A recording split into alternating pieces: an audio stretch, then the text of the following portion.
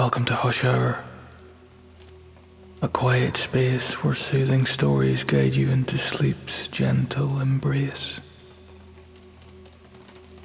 Each night, we'll drift together through calming tales inspired by your favorite video games, movies, and urban legends. Every story is wrapped in an original score and carefully crafted sound design, creating a peaceful atmosphere designed to help you relax and unwind. Here, you won't be interrupted by ads, just pure, uninterrupted calm. I'd wager you'll be asleep by the end of our story. But if you want to find out what happens at the end, you can always try again tomorrow. So let go of your day. Take a deep breath and get comfortable. Close your eyes. Let the calm take over. Let's begin.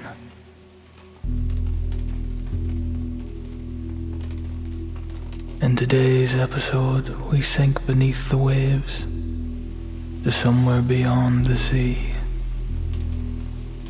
Today, join me as we uncover the secrets of Rapture.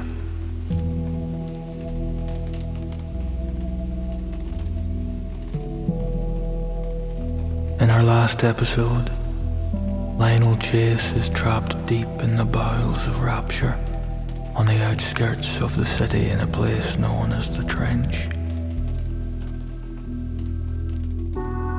Staring a hole in the coin in the middle of his palm, its infernal melody interrupted by the sound of grinding gears. He turned, his heart sinking as another bathysphere docked behind him. The faint glow of its headlights pierced through the murky water, casting long shadows across the corridor. The sphere creaked open, light not abundant enough for him to deduce what would emerge. His ears now doing the heavy lifting. Found you, lion. A gruff voice called out, dripping with mocking glee. 3 figures emerged from the bathysphere. That's what she called you, right? Clara? Lionel's blood went cold at the sound of his daughter's name. His grip tightened around his revolver, his knuckles now white. The man who had spoken stepped forward, the water sloshing around his knees. He was tall and broad-shouldered, with a face marred by scars and a cruel grin. Behind him, 2 others followed, one cradling a shotgun, the other holding a rusty old crowbar. Ah, look at you. The lead thug said, his eyes narrowing at Lionel's hunched posture. Bleeding all over yourself, limping like a kicked dog. Fontaine didn't mention you'd already be half dead. The man with the shotgun chuckled darkly. Makes our job easier, don't it? Guess we don't have to rough you up much more, eh, lion? The lead thug continued, his voice dripping with mockery. You'll bleed out on your own if we wait long enough. Lionel didn't answer. His eyes darted around the corridor, searching for an escape. The stairwell ahead was his only option, but it was submerged. Let me guess, the thug said, his grin widening. You thought you'd just stroll into the trench, have a nice little chat with Tenenbaum, and walk out with all the answers. Nah, pal, you're not leaving this place. Lionel brandished his revolver, aiming it at the lead thug's chest. Neither are you. The thug's grin faltered, and for a split second the air was still. Then Lionel fired. The shot rang out, the muzzle flash illuminating the corridor. The lead thug stumbled back, clutching his shoulder as blood bloomed across his shirt. Get him, he roared, his voice echoing down the hall. The man with the shotgun raised his weapon, but Lionel was faster. He fired again, the bullet grazing the man's arm and sending the shotgun clattering into the water. The third thug leaned forward, swinging the crowbar with a wild yell. Lionel ducked, the weapon slicing through the air inches away from his temple. He shoved the man back, his movement sluggish from the cold and his injuries. The lead thug recovered quickly, pulling a knife from his belt and charging at Lionel. He tackled him, sending them both crashing into the water. The icy flood enveloped Lionel, his vision blurring as the thug's hands closed around his throat. He thrashed, his fingers scrabbling for anything to hold on to. His hand found a loose piece of metal debris floating above his head, just within arm's reach, and with a desperate lunge he drove it into the man's side. The thug screamed, releasing his grip, and Lionel surfaced, gasping for air. The water churned as another thug lunged toward him, a large rusty blade in his hand. Lionel acted on instinct, his trembling fingers igniting a spark of energy. A surge of power coursed through his arm as he thrust his hand forward, releasing a telekinetic blast that sent a metal crate hurtling through the water, striking the attacker square in the chest. The force propelled the man backward, crashing him into the rusted wall with a sickening thud. The effort left Lionel reeling, his knees nearly buckling as the atom drained him. His vision blurred for a moment. A cold sweat broke over him as his body protested the toll of the plasmid use. He had little time to recover. The remaining two thugs closed in, their footsteps splashing through the water. Lionel fired his last bullet, hitting the man with the crowbar in the leg. The thug crumpled in a howl of pain. The man with the shotgun retrieved his weapon, aiming it at Lionel. Lionel turned and dove into the submerged stairwell. The shotgun blast echoed through the corridor, its pellets ripping through the water above him. He swam as fast as he could, the cold biting into his skin. The stairwell opened into a flooded room, the water here reaching the ceiling. Lionel surfaced, his breath coming in ragged gasps, and pulled himself onto a floating piece of debris. I'll find him, one of the thugs yelled from the corridor. Lionel scanned the room, his mind racing. In the corner, a rusted vent cover sat partially submerged. It was his only chance. He waded through the water, his muscles screaming in protest, and pried the vent open with numb fingers. The metal groaned, but it gave way, and Lionel hauled himself inside just as the thugs entered the room. Where is he? Lionel crawled through the vent, his body trembling from the cold and his injuries. He didn't stop until he was far enough away to feel safe. Finally, the vent opened into another corridor. He tumbled out, landing in shallow water. His vision swam as he struggled to his feet, leaning against the wall for support. Ahead, a faint light glowed through a doorway.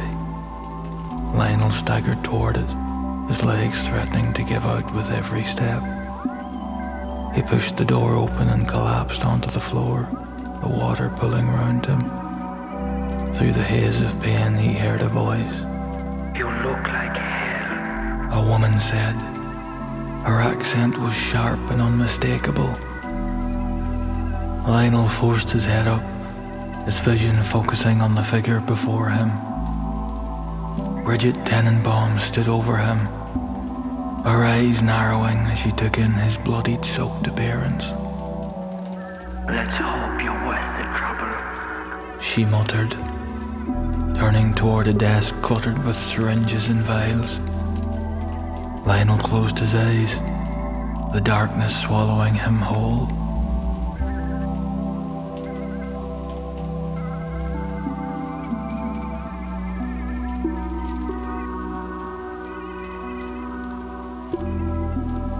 The last thing Lionel remembered was the blur of Tenenbaum's face as she stood over him, her sharp gaze dissecting him like one of her experiments.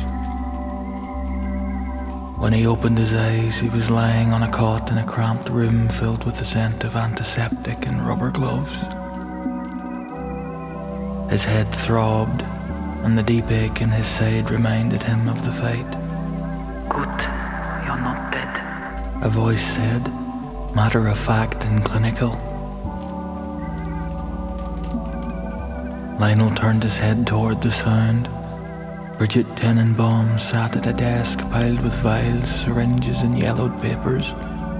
Her white coat was frayed at the edges, and her hair was pulled back in a loose, haphazard bun. Despite her disheveled appearance, her presence commanded the room. Though it would be easier if you were, she added without looking up from her work. Thanks for the bedside manner. Tenenbaum turned, squaring him up with an exasperated sigh. You're lucky I didn't leave you in that hallway for Fontaine's dogs to finish you off. You brought them here, didn't you? Lionel tried to sit up, but the pain in his side made him wince. They had a tracker on me. I didn't know until it was too late. She shook her head, muttering something under her breath in German. Careless. Yeah, well, you weren't exactly easy to find. Lionel snapped, his irritation flaring despite his exhaustion. And you're not making this any easier. Tenenbaum ignored the comment, standing and walking over to him. She held a syringe filled with a glowing blue substance. Eve. Without a word, she jabbed it into his arm. The rush was immediate. The pain dulled, his vision sharpened, and his muscles felt like they'd been given new life. He let out a shaky breath as the energy coursed through him. That should keep you alive for now, Tenenbaum said, stepping back. But if you keep using those plasmids the way you did back there, you won't last much longer. And then Lionel frowned, the memory of the fight flashing through his mind. The fire, the blood, the sheer brutality of it. He'd always known the atom took a toll, but he could feel it now, deep in his bones, something breaking down inside him. I didn't have a choice, he said quietly. There's always a choice, Tenenbaum replied, her voice softer now. But that's not why you came here, is it? Lionel shook his head, pulling himself into a sitting position despite the protest from his ribs. No, I'm here because of the missing girls. The ones they're turning into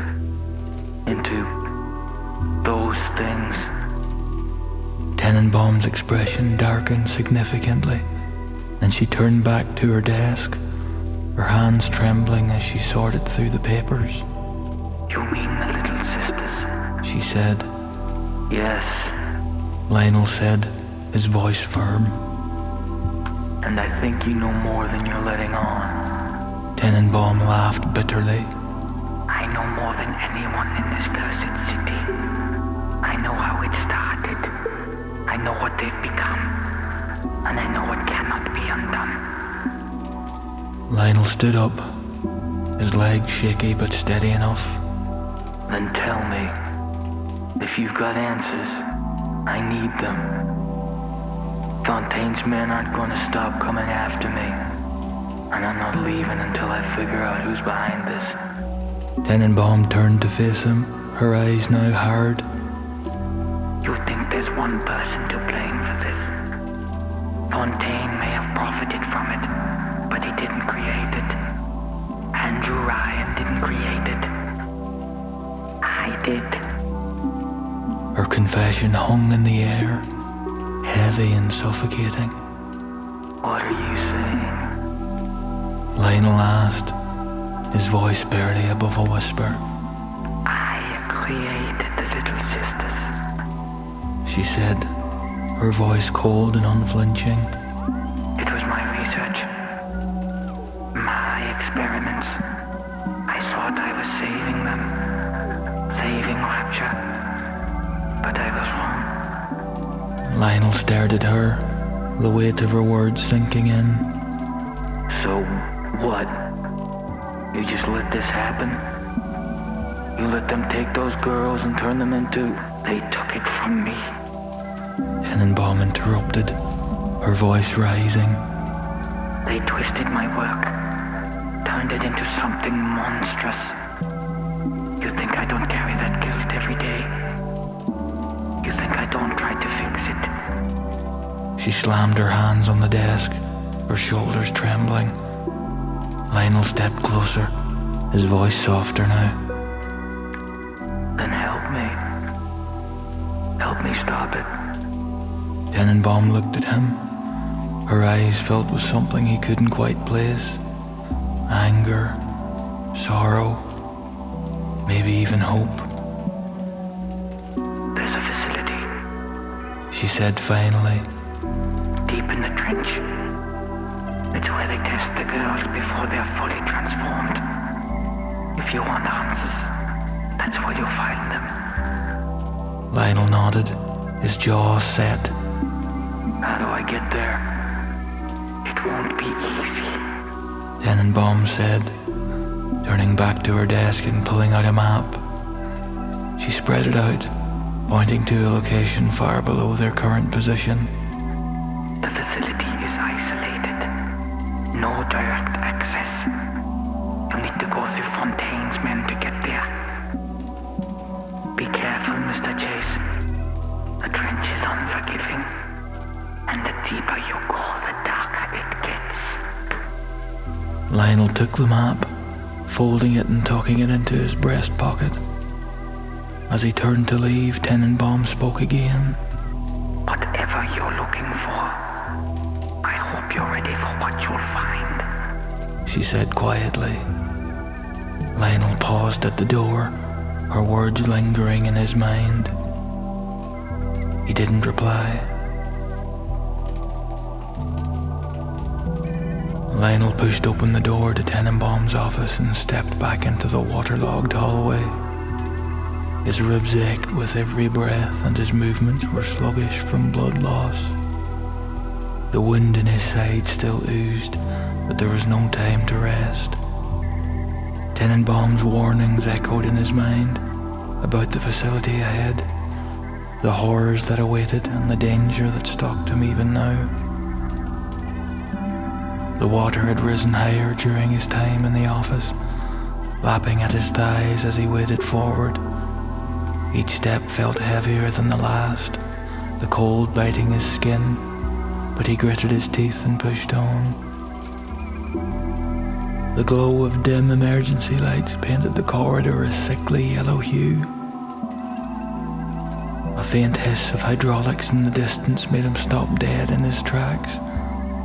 Lionel turned his head slowly, his heart sinking as he saw another bathysphere docking at the far end of the hall. He pressed himself into the shadows of a broken pipe jutting from the wall, his breathing shallow. The sphere door opened with a metallic groan, and 5 of Fontaine's men spilled out, their boots splashing through the water. He ain't got far. The bastard's bleeding out. He'll be slow. You saw what happened to the others. Another man muttered, his voice uneasy. We need to be careful. He's a slippery one. Lionel clenched his jaw, suppressing a bitter laugh. Careful, he thought. He'd been lucky to survive the last encounter, and now there were 5 of them. In his current state, another fight was not an option. The men split up, their flashlights slicing through the dark. Lionel crouched low and began moving as quietly as he could, the water rippling softly around his feet. His heart pounded in his chest as he slipped from shadow to shadow, staying just out of eyesight. As he turned the corner, a faint glow ahead caught his attention. A little sister was standing by a broken vending machine, humming a tune to herself as she fiddled with her needle. Lionel froze, his stomach twisting. His hand brushed against something cold and metallic in his pocket. The coin. He didn't know where it came from, but he had his suspicions. The very same coin that had betrayed his position earlier. An idea formed in his mind, desperate and cruel, but it was the only way he could buy himself time. Lionel pulled the coin from his pocket. He drew his arm back and threw it as hard as he could toward the little sister. The coin clattered against the vending machine with a metallic ping, and for a moment there was only silence. Then the tune began to play. How much is that doggy in the window? The cheerful, eerie chime echoed down the hall, cutting through the silence like a blade. The little sister turned her glowing eyes toward the sound, tilting her head curiously. At the same time, the distant voices of Fontaine's men grew louder. Did you hear that? Over there, check it out. The men converged on the noise, their flashlights dancing across the walls. Lionel ducked into a nearby alcove, holding his breath as they approached the little sister. Well, look at this, he said with a sneer, his flashlight illuminating her sickly image. All alone, huh? Fontaine will pay good money for the Adam in you. The little sister's expression sharpened, and she let out a frightened scream as she backed away. The floor shook beneath them.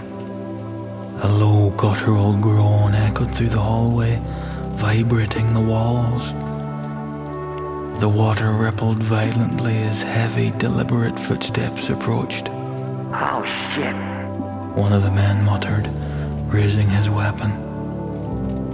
A massive figure emerged from one of the many doors in the long hallway, its glowing porthole casting an ominous light across the flooded corridor. A big daddy. The men opened fire, their bullets sparking uselessly against the machine's armored frame. The big daddy roared in response, its drills spinning into life with a deafening whine. Lionel watched from the shadows, his pulse racing as chaos erupted. The big daddy charged forward, its drill tearing through the first man in a spray of blood. Another man tried to climb a nearby pipe to escape, but the machine grabbed him with one massive hand and hurled him against the wall. The third man turned to run, but the little sister pointed at him with a gleeful giggle. Get him, Mr. Bubbles, get him. The big daddy lunged, its drill piercing through the man's back. His screams were cut short as the water filled with blood. The remaining 2 men scrambled to retreat, their panic palpable. One slipped on the slick floor and was crushed under the big daddy's immense weight. The last man managed to escape, his splashing footsteps fading into the distance. The little sister clapped her hands, beaming with childlike delight. Good job, Mr. B. You're the best.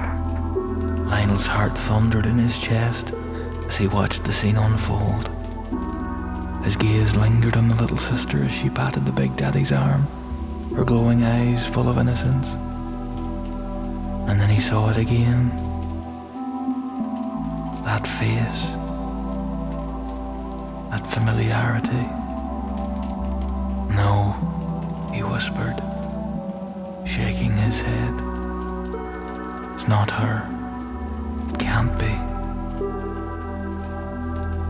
He tore his eyes away, forcing himself to focus. All the little sisters looked the same, he told himself. The atom did that to them, twisted them into replicas of each other. It was just his mind playing tricks on him. The big daddy turned, its porthole scanning the hallway. Lionel held his breath, pressing himself as far into the shadows of the alcove as he could. The machine's heavy footsteps echoed as it began to move toward his direction. Then it hit him. A suffocating stench clung to the air. Wet, corroded metal mingled with something far fouler. A rank, organic odor, like rotting fish tangled in rusted chains, mixed with a sour tang of oil and the sharp, bitter scent of sweat trapped in leather. The smell was alive, heavy and cloying, seeping into his throat and coating his tongue. It stopped, its porthole glowing brighter for a moment as it turned its gaze toward Lionel's hiding spot. Lionel's entire body tensed. He could feel the weight of its stare, the crushing inevitability of what would happen if it found him. But then the little sister tugged at the big daddy's arm. Come on, Mr. Bubbles. We gotta find more angels. No time to waste. The big daddy groaned, its drills spinning down as it turned and followed the girl down the hallway. He was alone again. Lionel exhaled shakily, his legs trembling as he forced himself to move. He crept past the carnage, the bodies of Fontaine's men floating lifelessly in the blood-streaked water, his breath arriving in short, frequent gasps as he finally reached a service ladder at the end of the hall. X marked the spot on Tenenbaum's map. Pinned to the wall next to the ladder with a scalpel was a small note. They know. She's still alive. Find her. Lionel stared at the words, his mind now reeling. He knew it had to be Tenenbaum. She's still alive. The weight of the statement settled heavily on him. Was it possible? He shook the thought away. His eyes drifted upward to a corroded metal sign bolted above the doorway, barely legible under layers of grime and rust.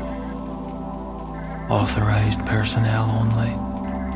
Atlantic Express maintenance access to Persephone testing facility. For operational efficiency, alternate routes have been temporarily suspended. Lionel scanned the surrounding tunnels, each one choked with dark, frigid water. There was no other way forward. He approached the ledge where the ladder commenced.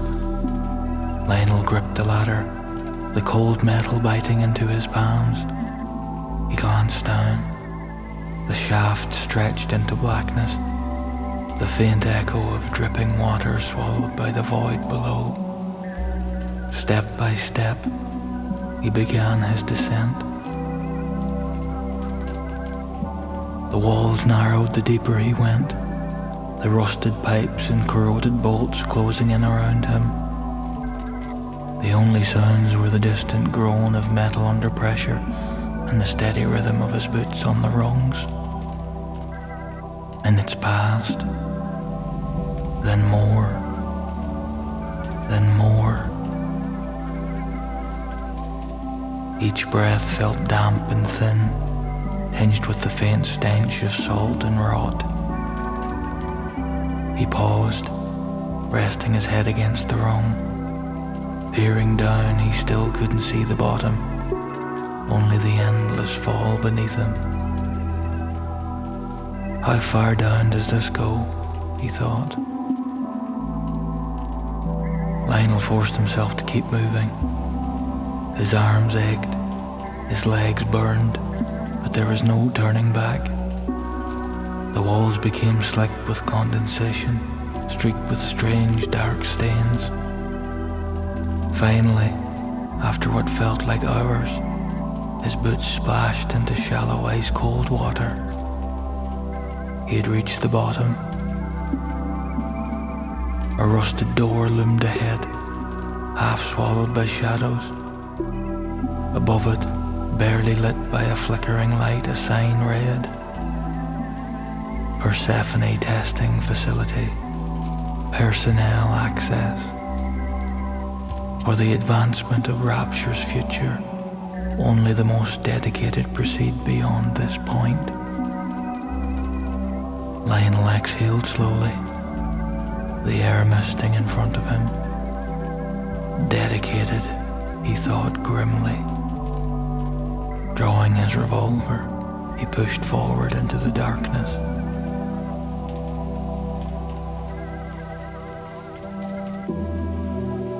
The water was ankle deep and freezing, the kind that crawled up your legs like a cold hand. Lionel stared at the door ahead, its rusted frame barely holding together, like it was embarrassed to still be standing. Above it, that corporate sign sneered down at him. Dedicated. Yeah, right. He was bleeding, half frozen, and clinging to consciousness by a thread. If that wasn't dedication, what was? He shoved the door open, and it groaned like it was waking up from a long sleep. The hallway beyond was narrow, pipes running along the ceiling like veins. The walls, once sterile white, were now a patchwork of mold and rust, the paint peeling off in curls. The air stank like wet copper and old milk, the kind of smell that got into your teeth. Every step he took sent ripples across the water, and in this silence even that felt too loud. Fontaine's men could be anywhere, he thought, or worse. He moved forward, revolver in hand. Not that it mattered. He hadn't checked if it was loaded. He didn't really want to know. Maybe it was better to bluff, even to himself. Further down, the hallway split. One path was blocked by a collapsed ceiling, tangled steel beams jutting out like broken bones. The other sloped deeper, disappearing into the dark. Of course. Down it was. The walls here were covered in posters, their slogans faded and curling at the edges. A brighter tomorrow starts today, it read. Yeah, Lionel thought, if tomorrow's brighter, it's only because the place is on fire. He kept moving. The lights above flickered lazily, barely hanging on. One sputtered out completely, dropping the corridor into shadows. Ahead, something scraped along the walls, a wet, dragging sound. Don't look, just keep moving. But of course, he looked. Nothing. Just a wheelchair tipped over in the corner, one wheel still spinning lazily. He exhaled, shoulders tight. You're hearing things, seeing things. You're tired and bleeding out. Don't lose it now. And then, drip. Something wet hit his shoulder. Slowly he tilted his head up. A smear of something dark trailed along the ceiling like something had been dragged across it. Nope.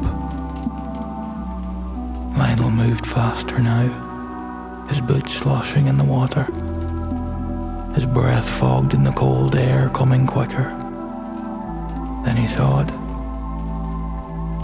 A security door, half open, lights dead. But there was something else. A sign, hastily spray painted over the metal in jagged black letters. Turn back. It ain't dead. Lionel stared at it. Brilliant, he muttered. Exactly what I needed to see. No turning back now. He squeezed through the gap in the door, revolver raised, and stepped into the dark. The door groaned behind Lionel as it sealed him in like a coffin lid. Perfect. Trapped in a leaking tomb with nothing but his empty revolver and a headache you couldn't aspirin your way out of. The corridor ahead wasn't much better. Long, narrow, the kind of hallway that felt like it was getting smaller the more you walked. Pipes lined the walls, hissing softly, dripping God knows what into the water sloshing around his boots. Nothing like trench foot to go with a bullet wound. Further in, the silence wasn't silent at all. Somewhere distant, something metallic scraped against metal. Lionel slowed his steps. The walls here were wrong. Not the usual rust and rot. No, these walls were padded, like the inside of a coffin someone thought should be comfortable. Faded signs were bolted to the doors lining the hall, each one more cheery than the last. Volunteers bring progress. Every discovery starts with a willing heart. And above one door, in neat brass letters, Observation Room, Prototype Review. Lionel stared at it, jaw tight. Prototype wasn't a word you used for people. He nudged the door open with his foot. The room beyond was small and cluttered. Broken monitors blinked dimly, casting a sickly glow over the floor. On the wall, a giant window overlooked a dark chamber. Inside, something moved. No. Hung. It was hard to tell in the gloom, but the shapes dangled from the ceilings like marionettes cutlass. Suits. Diving suits. But wrong. Bulky and crude. One still twitched, slow and heavy, like it hadn't figured out it was dead yet. A small plaque sat beside the window, coated in grime. Lionel wiped it clean with his sleeve. Big Sister Prototype. Observation in progress. Big Sister. The words crawled up his wet back. He leaned closer to the glass. That was no diving suit. The limbs were too long, the torso too narrow, like someone had taken a little sister and stretched her out, twisted her bones until they snapped into place. The shape jerked once, hard, and Lionel instinctively stepped back, gun raised. Nothing. Just a corpse on a string. Sure, that's all it is. He swallowed and moved on. The hallway tightened. The air grew thicker, like breathing through a wet cloth. Pipes above him gurgled. One rattled, Just the metal settling, he told himself. Then something dripped on his shoulder. Lionel stopped. Again, he slowly looked up. The pipe wasn't leaking. A hand, small, pale and twitching, gripped the metal above him. Lionel didn't wait to see what was attached to it. He bolted, boots slamming through the water. The hallway seemed to stretch as he ran, the walls narrowing in, doors blurring past. Behind him, something dropped into the water with a heavy splash.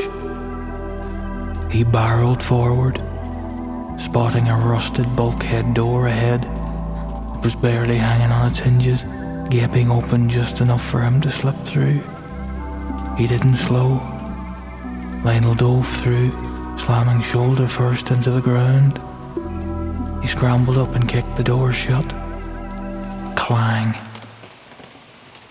Silence. He slumped against the cold metal, catching his breath. Then he noticed the smell. Burnt hair. Metal. The room was dark, except for a faint red glow ahead. Lionel squinted. An elevator. Its doors hung open, a dull emergency light flickering above it. The words Persephone Testing Facility, Lower Access, blinked on and off. Lionel grunted, pushing himself to his feet. He ambled himself past the threshold of the elevator. The doors groaned and shut behind him, and the elevator began its slow, grinding descent.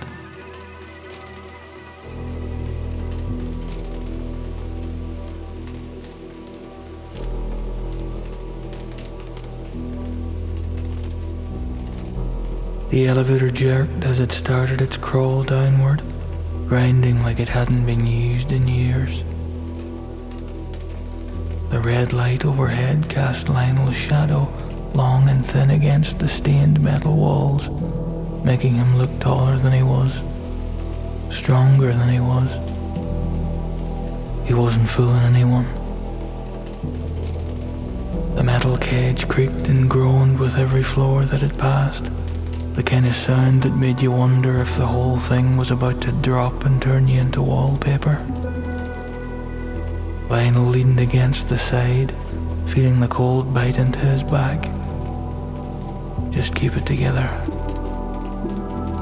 He glanced at the panel of floor buttons.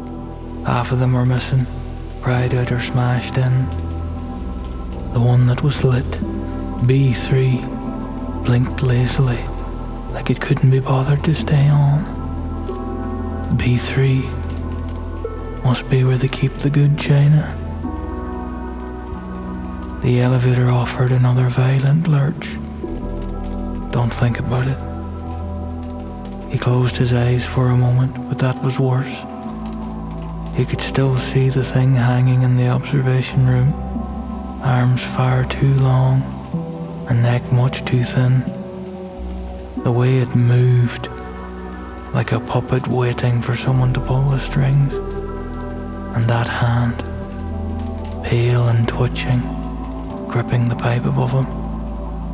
He opened his eyes again.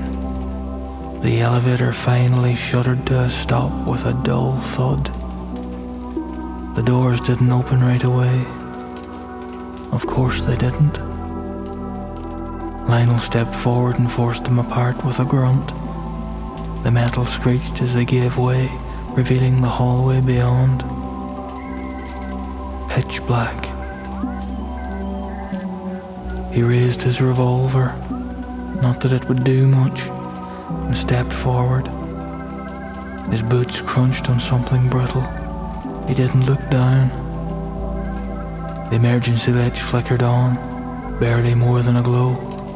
Long corridors stretched in both directions, lined with glass observation rooms. Most of the glass was shattered, spiderwebbed with cracks. Inside, the rooms were empty, mostly. In one, a chair sat alone under a dangling light. Straps hung loose at its sides. On the wall behind it, someone had scrawled a message in something dark and dried. Do not listen to her. Her. Lionel stared at it for a moment. Then the light in the room flickered, and the chair wasn't empty anymore. A shape sat slumped in it, head down. He blinked. Gone. Just the chair. Lionel exhaled slowly. Nope. He moved on. The facility was a maze. Doors led to more doors. Hallways led to more hallways. Occasionally a broken PA system would crackle into life, spitting out brazen propaganda with reckless abandon.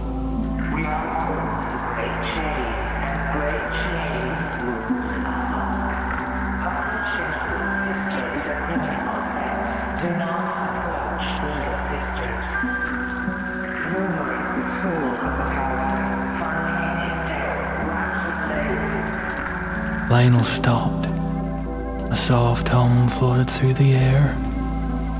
A girl's voice, faint but there. I'm just a dog in the window.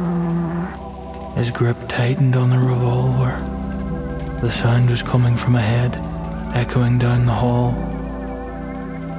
Lionel edged forward, peering around the corner. A little sister stood there, barefoot, her needle clutched tightly in both hands. She was rocking slowly on her heels, staring at something on the ground. A body, presumably one of Fontaine's men, face down in the water.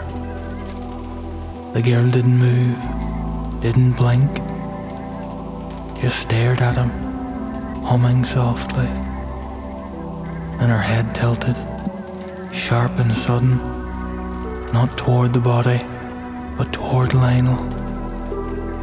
She shouldn't have been able to see him, but she did, and she smiled. Lionel didn't move, and neither did she. And then, from the darkness behind her, something massive shifted. A heavy groan of metal, and that low guttural growl filled the hallway. Lionel didn't wait to see it. He turned and ran. The walls seemed to constrict him, the hall stretching impossibly long. Behind him, footsteps thundered slow and deliberate. Boom, boom. He tore through the corridor, barely registering the signs blurring past him. Testing chamber 4, live subject storage, authorized access only. It didn't matter. He barreled through a rusted door, slamming it shut behind him.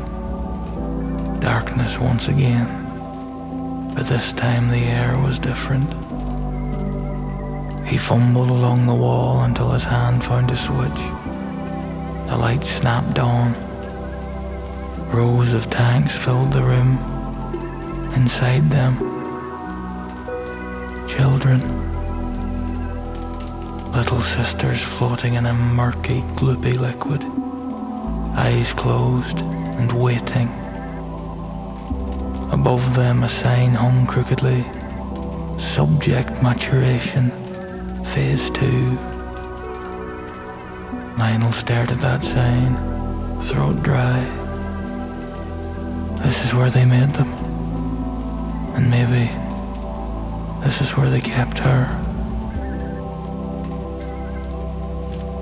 Lionel's breath came in slow, uneven drags, the kind where every inhalation felt like pulling splinters into your lungs. The tank stood in front of him, rows upon rows, glowing faintly like oversized fireflies.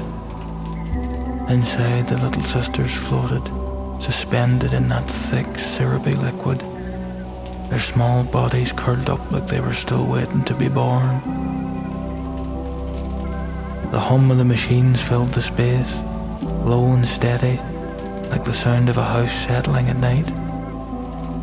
He inched closer to one of the tanks, the glass fogged and streaked with condensation.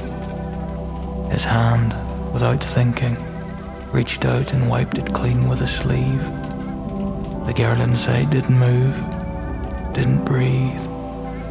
Her hair drifted round her head like weeds in a current, and her tiny hands were folded neatly over her chest.